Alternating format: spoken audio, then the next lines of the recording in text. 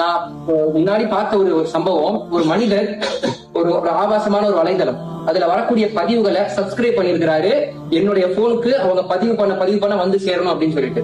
எந்த மாதிரி சப்ஸ்கிரிப்ஷன்னா அவருடைய போனுக்கும் போகும், அவருடைய போன்ல இருந்து தன் நண்பர்களுக்கு ஃபார்வர்ட் ஆகும் ஒரு தவறான ஒரு வெப்சைட்ல இருந்து வரக்கூடிய பதிவுகள். ஓகேவா? சப்ஸ்கிரைப் பண்ணிட்டு அவர் மௌத்தாயிடுறாரு. அல்லாஹ்வுடைய நாட்டம். சரியா? கபருக்கு போயாச்சு.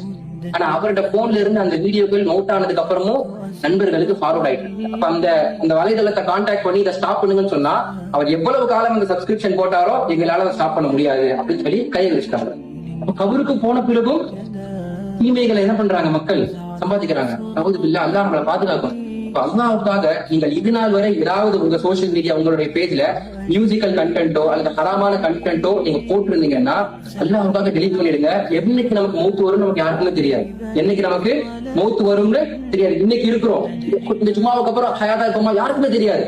அப்ப நீங்க மௌத்தான பிறகு நன்மைகள் என் கபூருக்கு வரணும்னு ஆசைப்படுறீங்களா, இல்ல தீமை என்னுடைய கவுண்ட்ல அதிகமாக ஆசைப்படுறீங்களா?